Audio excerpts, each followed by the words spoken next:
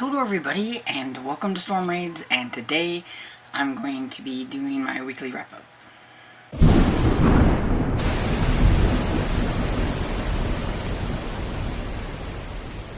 So today I am wrapping up the last full week of April. I cannot believe that April has gone by so fast. Out of all the months so far, for me, I feel that April went by the quickest. And it's just crazy. So I feel like in the next couple of days I need to kick it in gear and get some other books that I kind of wanted to read for Old School April done and everything, because yeah, it's almost over. But anyway, I have 4 books to talk about this time. One of them actually should have been on last week's when I thought I only read 1, but I actually read 2. I just forgot to put it on my spreadsheet. And when I was kind of looking back at books that I had read on like Hoopla and Libby, because sometimes I forget something, I'll look back and I'll be like, oh yeah, I read that. And so that one would be It Watches in the Dark by Jeff Strand. This one I had as an e-arc. And it is a middle grade spooky book, and it does have some, I think it has quite a bit of spooky elements to it, because it is about 2 young kids, a brother and sister, going on a trip with their father. They are like whitewater rafting and everything, and things kind of go a little haywire. And anyway, the father ends up getting hurt, and the kids have to try to, find some help for him. And they end up in this small town that's very strange, and there's this giant scarecrow in the middle of like the square or whatever, like the middle of town or whatever. And yeah, they keep kind of, finding like more and more strange things about the town. Everybody seems to think that the scarecrow has like the answers for everything, and that whenever the kids don't seem to want to do what the adults are telling them to, they need to go sit by the scarecrow and contemplate what they need to do, and they sit there and meditate or whatever and everything. And well, when they get put out there by the mayor, they start hearing like voices, like the scarecrow's talking to them. And it's not saying nice things and wanting them to do nice things, especially to, like, the brother to the sister and so forth, back and forth. And they're starting to begin to wonder about this town and what's going on in it, and what is it about this scarecrow. And they think they need to get their father, and they need to get him out. And they won't let them in to see their father, and so they're not even really sure if their father is still alive. But they need to bust in there and try to get their father and get out. And yeah, it was kind of spooky. And I like Jeff Strand. I've read some of his adult horror books. His adult horror books are more, I think, on like a little bit of a horror comedy for the most part. At least the ones that I have read. Well, with the exception of one that I read that wasn't very funny, but most of them, I like his like horror comedies a little bit more. I have had a couple of misses with him, but I do like him, and so I thought it was cool that he wrote a middle grade book and everything. So I give this one 4 stars. Then I read The Tower Treasure by Franklin W. Dixon. It's the first book in the Hardy Boys series. And for some reason, I think it's because I read a lot of horror books, and especially like middle grade horror, that I keep wanting to call this The Tower Terror instead of Treasure. But yeah, this is about the 2 Hardy Boys. I don't remember their names. Is it Joe and somebody? Frank and Joe. Okay. And they help their father a lot of times, kind of like with their father's a private investigator, and they kind of help. They really like getting into mysteries and stuff, and they're talking about while they're on their bikes about how they helped their father with this one case by, given him an idea to think about something else. And so they think, you know, that's what they're going to grow up to do. They're going to be like private detectives like their father. And this car comes zooming through and everything. And this leads up to the fact that there are some stolen treasures from these people. And that they think that, oh, and their friend's car had gotten stolen. And they think that, okay, so I forgot where I was because I had to ask my dad to shut his door downstairs, because when he talks on the phone, he talks really loud and I could hear it, and I didn't want it to be in the video. So, yeah. But anyway, so they get involved in this because one of their friends' father is accused of being the one that stole the treasure, and so they're trying to figure out. And their father is helping them, and they're, you know, they're kind of both helping each other, the kids and the father. And then towards the end, the father's like, okay, so what, now we know who done it, we know what happened, we know, but we don't know where the treasure is. But the guy said where the treasure was, and it was supposed to be in a tower. And so it's up to the boys to figure out which tower, because they can't seem to find it. And so trying to figure out the tower that the guy's talking about was definitely harder than they thought it was going to be. And I enjoyed this. I don't remember reading Hardy Boys whenever I was a kid, but I've always wanted to try the Hardy Boys, and I figured Old School April was a good time to, you know, try one. And I was excited that I found this when I was thrifting, so that I have the very first one anyway of the Hardy Boys. So, and I don't know how old this one is. I know it's a reprint. 1980. This one's from 1987. But yeah, but this came out in 1927, and for 1927, I thought it was a pretty interesting mystery. So 4 stars. Then I decided to read a Berenstain Bear book. Okay, so like one of the prompts was a picture book, and I remember reading the Berenstain Bears whenever I was a kid. It was one of my favorite things to read. And okay, so you know me, I do try to look for book 1. When I was trying to look on Goodreads, it wasn't telling like this is book 1, book 2, book 3, or whatever it was. So I had no clue. Now people have told me since then what book 1 was, but I'd already picked this one out. And okay, I'll be lenient on the Berenstain Bears, and it's not something that you have to read in order or whatever. And so since one of the prompts was a Halloween book, I decided to go with The Big Halloween Party.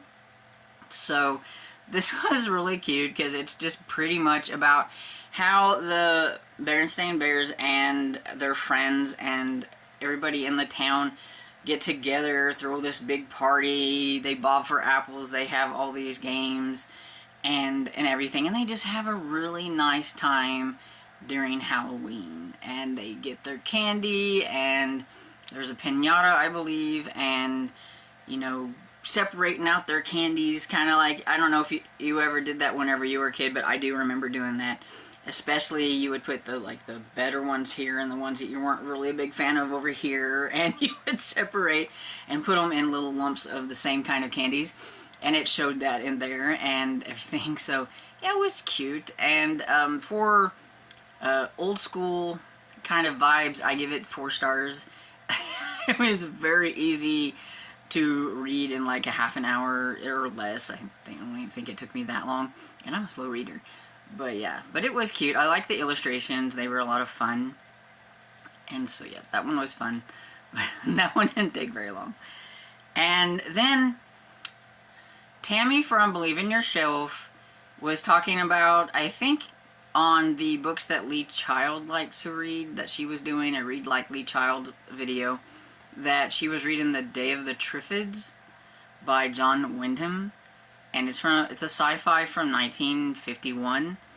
And I found a radio broadcast version, like audiobook version, where it's got like various cast members, and it was put on by BBC. I found it on Hoopla, and I thought, you know, I'm gonna give it a try. I'm not a huge sci-fi fan, but I do try to, you know, read one occasionally to see what I think.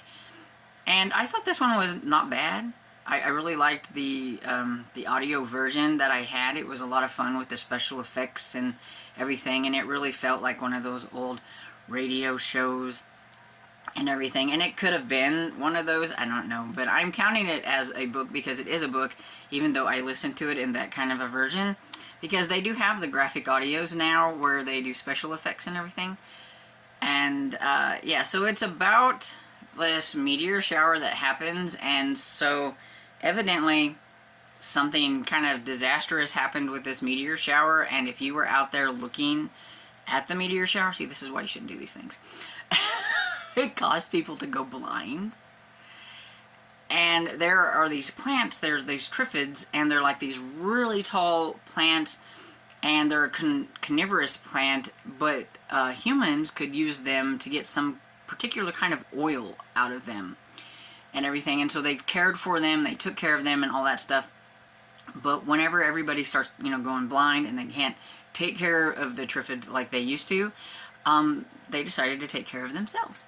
So they start moving around and going and hunting people and everything. So so it's kind of a, I don't know, is it a post-apocalyptic type of what happens when like this big catastrophe happens like all over. I mean, it's not just in this town and everything, that they're trying to survive, and half of the people, like, they can't see, and if they can't see, they can't protect themselves.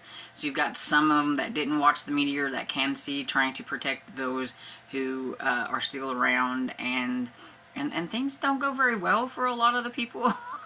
And yeah, and the way it was done with the way they did the voices, and because it's kind of more of an acting type thing, it was very suspenseful in that way with this, and I thought it was pretty well done. My only problem with it is an open ending. I don't necessarily care for open-ended type books, and that's kind of how this one was.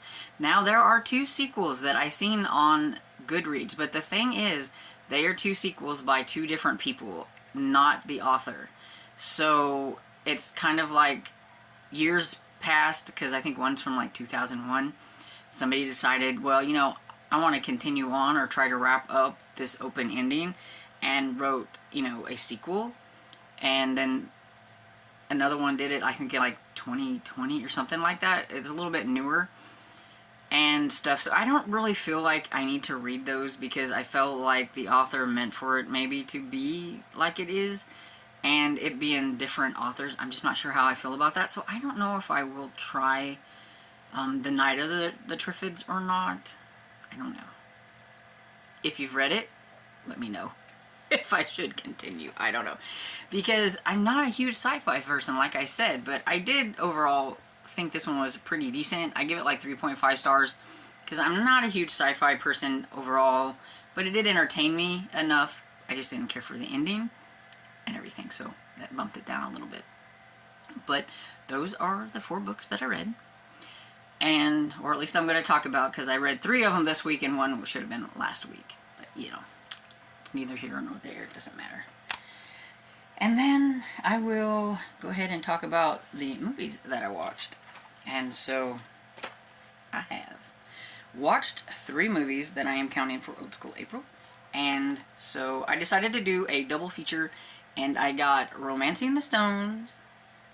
I love Romancing the Stones. It's a lot of fun. It makes me laugh. Like, it's one of those that I just watch all the time. I used to watch this, like, probably, you know, 3 or 4 times in a year, if not even more than that, whenever I was younger. We had it, you know, back then when you could take your VHS and you had a recorder, and you could record it from the movie to a VHS so that you could have your own. Or you could record it off of the TV. We had a ton of videos like that. That's just how we did them. We couldn't afford to buy tons and tons and tons of like VHS and things like that. And well, that's what they made them for, so that's what we did. So yeah, I would watch this all the time, along with Jewel of the Nile, the continuation, because it's the same characters and everything in this one. And yeah, this one is super fun. Just the Thanks, Joe. the jewel.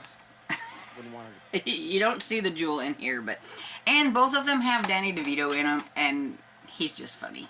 And so yeah, so I did a double feature the other day and watched both of them back to back. So it was fun. So the one that I know you all have been waiting for, I did it. So I finally watched Dirty Dancing. It's been the longest time. This is one of my favorite movies, and if I'm going to say I have a favorite crush from back then, Patrick Swayze is that favorite crush. So much that it kind of affected me whenever he died. I couldn't watch the movie. I just couldn't. So I've not watched this since then. And it almost makes me tear. But, yeah. So it was very nostalgic watching this because I was a tomboy. Still am, pretty much. I couldn't care less about boys. They had cooties. I didn't care. And everything. But I was 11 when I watched this, and when he walks across there with his jacket flipped over and everything and stuff, and he makes his first comments and everything, I was enamored, and I was glued to the TV from then on. And one of my favorite scenes there at the very beginning is where he's like, you know, you put your pickle on everybody's tables, college boy, and leave the hard stuff to me. If I can do it right, I'm going to put like a video clip here of that. It may not be very good, but I'm trying to branch out, and we'll see how it goes. But yeah, and I mean, it has a lot of very great one-liners, you know, nobody puts a baby in a corner and all those things. Nobody puts baby in a corner. And the ending, the dance, I will not tell you how many times. I may have rewound, because I did have this on VHS first, copied off just like the other one.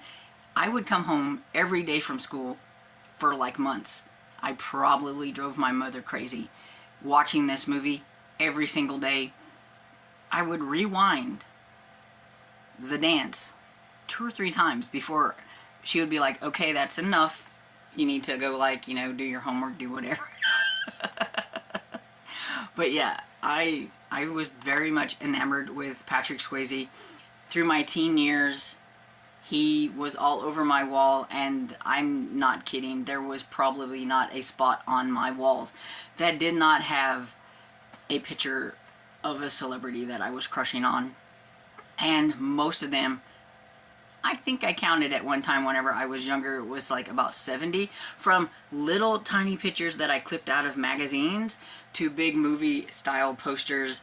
I had the movie, which kind of saddens me that they got damaged and ruined in the tornado, but I had Roadhouse, I had Dirty Dancing, I had those big pictures on my walls and everything. Yeah, so definitely my big crush, and it was very, very nostalgic, and I almost want to watch it again, and I just watched it because it had been so long, and it is my favorite. And I think now that I've broken into the whole, I've watched it again since he passed on, that I will be watching this a lot more often. And his other movies, because I haven't watched Roadhouse or I haven't watched any of his movies, really, and everything, because I didn't want to be sad, but I think I'm going to be okay now. Also, this reminds me a lot of my mother, because me and my mom watched this a lot too, so it was kind of a milestone there that I watched this. Okay, I do have a couple of other movies that I want to try to fit in. One of them is because one of the prompts was to watch a Tim Curry movie, and okay, don't come at me, but I'm not a huge Tim Curry fan. I know a lot of people love him, but I'm just not a Tim Curry fan. But I got this one because everybody loves this one. So I got Clue. So I got Clue the movie instead of Clue the board game. Because I knew that Tim Curry was in this and everything. So, and it has a lot of other like really cool actors and everything in it. So I think I will enjoy it. I watched it eons ago. Probably like when it came out. And I haven't watched it since. And then another one of my favorite movies, because I was a big Kevin Costner fan growing up too, so I have Field of Dreams. This was one of my favorites that I would watch over and over and over again and everything. So, and I also am a big James Earl Jones. I was like, what in the world is his name? It's pretty sad when it's been so long since you watched a movie and you can't remember who stars in the movies. But there we go. Those are the two movies that I do want to watch. And, I mean, there's still a few days left, so I think I can get them in. I just have to make time for them. And, okay, so books that I'm still working on. Okay. I think I have decided to put this one down. I'm not enjoying it. I asked Tammy if she finished it. She said she did, but she didn't like it very much. And it has nothing to do with it being boring. It's the characters are just, they're all jerks. They're all horrible. There's two guys, Richard and Link. And he's supposed to be like the main like love interest, because you know, the one that she's going to end up with, even though she's enamored with the other one. Although I don't think she's quite so enamored with him anymore, but she doesn't really like him that much either. And if I'm supposed to believe that at the end of this, even though there's no romance, because I mean we are talking about like what, 1970, what was it, 1976. They don't have any romance. It's basically a plot-driven book about other things with very little interaction with the main characters, and then all of a sudden they're in love with each other at the end. So, if I'm even going to remotely believe that that could happen, I've got to like this guy a little bit more, and I hate him. I don't mind an alpha male. I don't mind it. But when an alpha male seems more predatorial than alpha male to me, and some of the things that he said to her, I couldn't. And it has nothing to do with like an age difference either, because like a lot of these are usually, but they're pretty close to the same age, I think. Like there might be like a 5-year age difference, but it's not like a huge age gap like normal. But this guy thinks he's everything in a box of rocks, and he's not. And then the other guy thinks he's kind of, you know, pretty hot stuff too. And even the lady that decided that she should go on this trip with them, I don't like her either. She's an older lady. She mainly, I think, brought her along because she wants to kind of push this Richard guy into marrying somebody, and she likes her, so she's going to try to push them together or whatever. And just none of the characters are likable, and I'm halfway through it, and I just don't want to pick it up. I don't. Especially after the last scene in here that I got to, where he was very predatorial, and I don't... No. You know, I can let a lot of things slide. I brush it off as, well, it was, you know, it's an old book, or whatever. But I just didn't like him. You know, he went over the I can handle. I can't see them two being happy together, so therefore it's not a romance and it's not going to work. Anyway, enough of that. I rambled on too much about that. But therefore, it gives me a lot more time to read this one because I'm enjoying this one more. So, Above Suspicion by Helen McInnes. And I haven't gotten very far, but now that I put that one aside and everything, I can concentrate on this one a lot more. I am on page 63. And I think there's 256 pages and everything. So, will I finish this before the end of the month? Probably not. It will probably be carried over, just like I said in, I think, my May TBR. I will probably be continuing this over because I do want to finish it. But I am hoping to at least, you know, be significantly into it so that it doesn't take very long in May to finish up. But we shall see. Continuing on with the Mysteries of Paris. You know, we're doing pretty good. We have gotten this much done. So, not too bad. I have to finish today's chapter, and then I'll be done with the second book. And that's all we're going to read for this month, and we're going to pick it back up in May and read on the third book. I think we're going to just read the one book next month. There's usually about 22 chapters in each book, some short, some not so short, and everything. But yeah, we're rolling on in it. I'm really curious on where it's headed. But there are a lot of mysteries. Paris is very mysterious. I'm not quite sure what the author's intentions are by the time we get to the end of this book. But it seems like when we finally find out some mysteries going on with these characters, something else pops up and just keeps you going. I'm still going to stand on the fact that I don't think it needed to be like 1,300 pages. Whatever. And I am also continuing on with listening to A Discovery of Witches by Deborah Harkness for my reread or re-listen to this, so that I can be all refreshed and everything for the new book that comes out in July. And so there's that. And I think that's everything. But yeah, I guess just can't believe that there's only a few more days left. So let me know, what did you read during this last week of April, this last full week of April?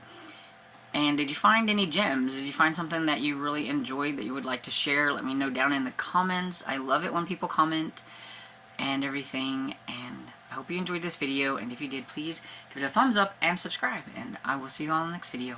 Bye.